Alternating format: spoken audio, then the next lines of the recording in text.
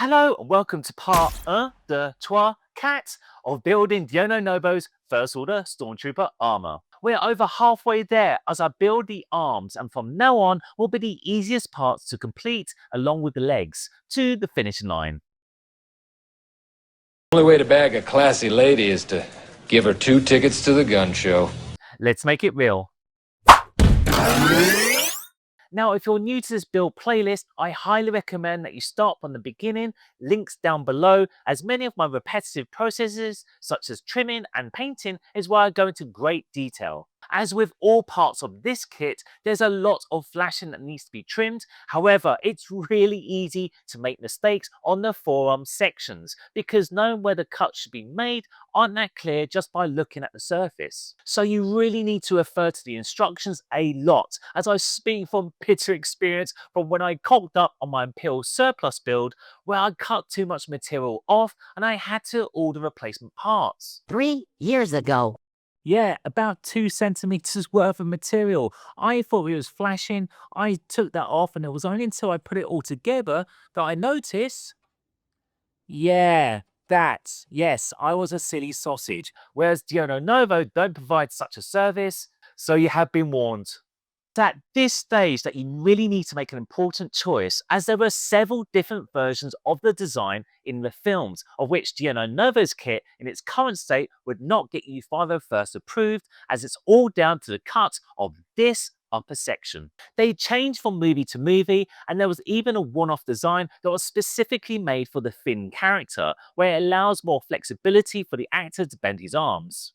As if you've ever worn any version of Stormtrooper armor, it's a real bitch to put on and take off your helmet, especially if you don't have long arms, like Mr. Short Arse here, who in fact is the same height as John Boyega, who played Finn, and is also from London. That's John Boyega, not Finn. So you have to correct this on the kit by layering ABS sheet starting from behind to make the support, and then adding another sheet flush to the exterior of the armor, and then filling and cutting to the required design. Deneo Novo's armor out of the box looks like it was based on what is known in the community, the Finn cut, but it's still not accurate and would still require correcting. But as I'm not currently looking to submit this particular armor for 501st approval, for the time being that is, I'm going to leave it, but I can always change my mind later. The instructions say that only one side of the forearms and biceps should be permanently glued, and the other side is just left open, and uses Velcro to allow the wearer's arms to slip in and out of. But this really isn't required. Unless you're built like Dwayne Johnson, the girth is large enough to slip your arm through, which makes it easier to put on and reduces wear and tear to the material. As they don't flex and there's little chance of error, I use super glue to put them together, which makes it faster to get them done in a single day, but I highly advise anyone, if this is your first armor build and you're not sure, stick to reversible E6000 glue. Now there's a few notable details at the cuff, which are these indents. What's their in-universe function? I have no idea, but it's a nice hidden detail where a vinyl sticker is placed just like on the film production armor. But as with the rest of my build, I want to add more detail so it doesn't look like a child's toy. So I cut this out with a hobby drill and clean it up by sanding, where I can super glue some black webbing from behind after paint. Now I know it's a tiny detail that will rarely, if ever, be seen or noticed, but I know it's there and it adds to the overall in-universe quality that I'm looking for in my armor when looking at it on display. Also, these small, hardly seen modifications will still get you through 501st approval, that's if you're going for it. Call to action. If you enjoyed this and love builder content, please like, subscribe and follow. And as you can see, I don't just enjoy Star Wars, but also the entire science fiction genre from films, TV shows and games. I'll get out of the way. A similar treatment is made on the biceps, as just like the chest plate, it has these large pill-shaped holes that are also meant to have vinyl stickers. But instead, I use a hobby drill to make them into holes, and then use the same mesh material that's made by the same UK-based manufacturers that the film production armor used. This looks so much better than using crappy vinyl stickers and adds a lot of depth and detail to the armor, and it's really easy to do. Just a side note, the film production armor only used the mesh on the chest plate details and not the biceps, where they used vinyl instead. The forearms also have a few more details such as these boxes that are glued into place. Again, I have no idea what their in-universe function is, but they're there anyway. Also, this rail looking resin piece are glued into place, making sure it's in the right orientation. I do advise that any resin pieces be painted before adding to the armor because it just makes it easier, and it's really important to mask off the area that it's going to be glued on before paint, as you want it to stick to the material and not the paint surface, as it risks popping off if it's snagged on anything. Again, with the instructions throughout this entire build, they don't really explain how this is rigged to the wearer, as without fixings, the biceps will just simply twist around your arm and slip down without anything holding it in place. But there's a few options. Option 1.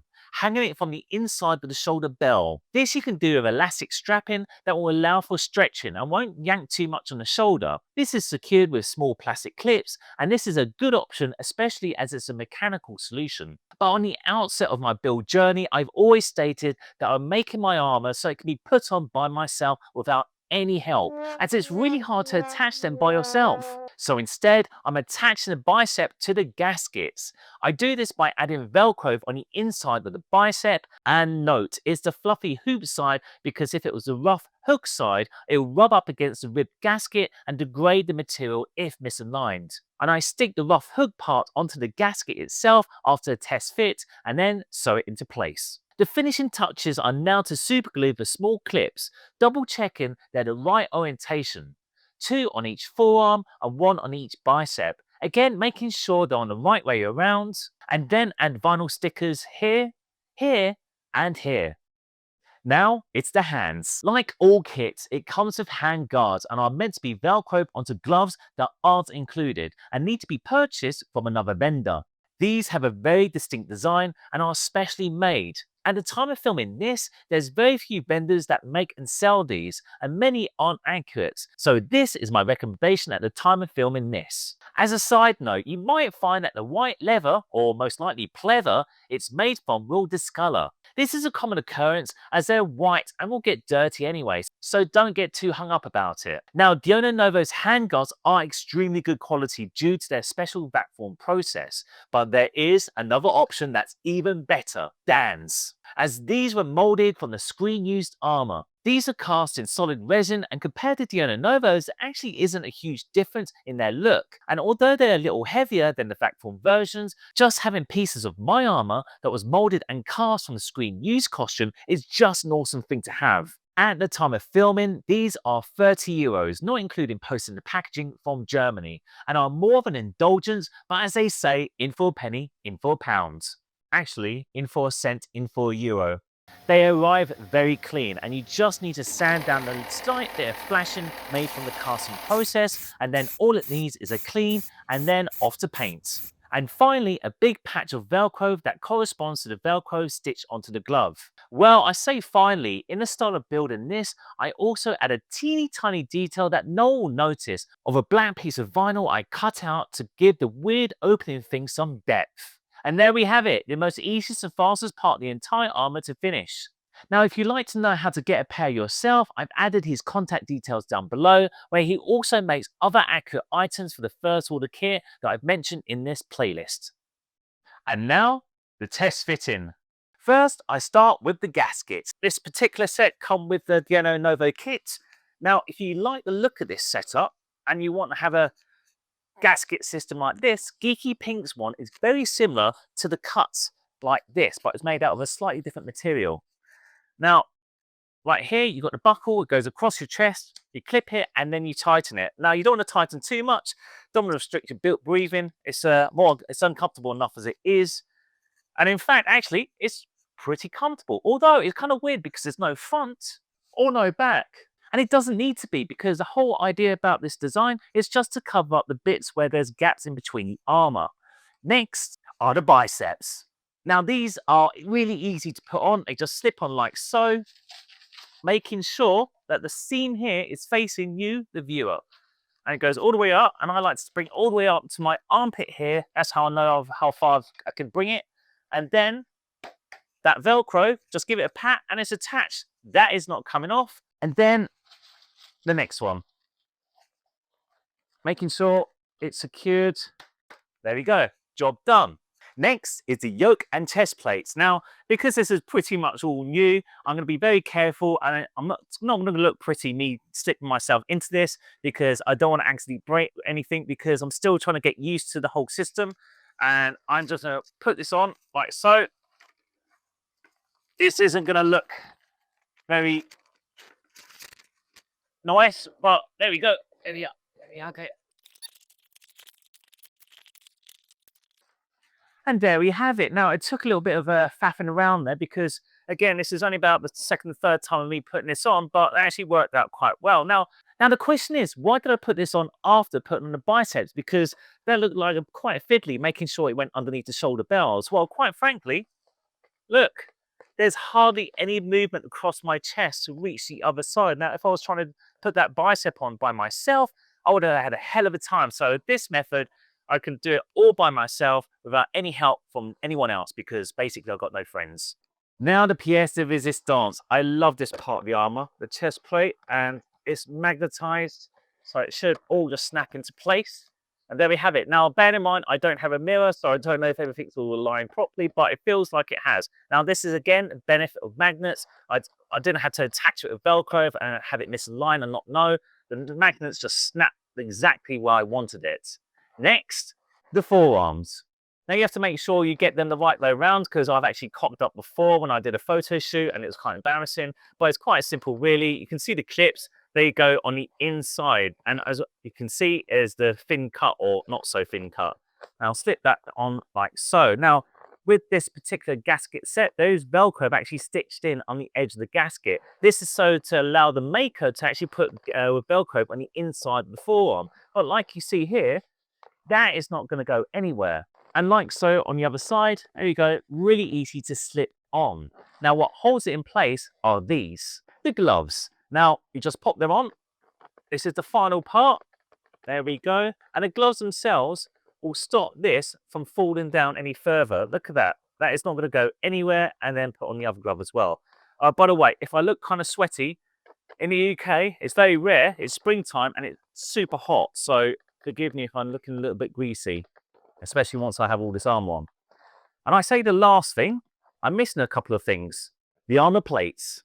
Now, this is the cool thing, knowing that these were molded and cast from the screen-used armor is just wicked. Now, if I just pop that on here, Velcro on. Now, it's a great big slab of Velcro, so they're not going to fall off anytime soon. And there we have it. The entire top part of a Stormtrooper. Is it comfortable?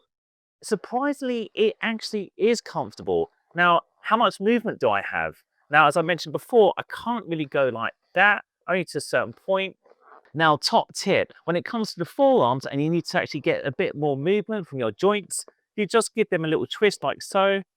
There we go. Look how much movement I have there. I can actually put my helmet and touch my head, or should I say bucket.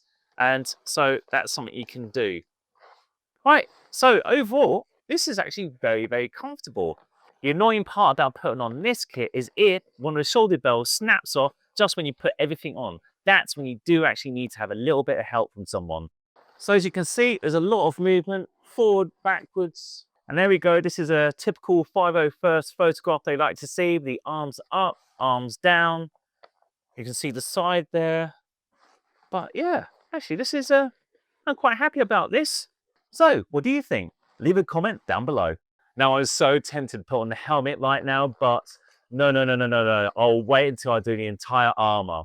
It's so nice to finally work on parts of this armor that only took a day to put together, including painting, as it helped seeing it was a hot and dry day, so the paint could harden in between coats, and it was a pretty straightforward build. I really hope you found this informative and enjoyed watching my process, so please join me in the last part of making this kit, the legs, where I'll also be including a really cool replacement part from Dan to make it more functional. In the meantime, my name's John Child, watch out for my guns, and I'll see you on the next episode here on Captain's Dry Dock. You take care.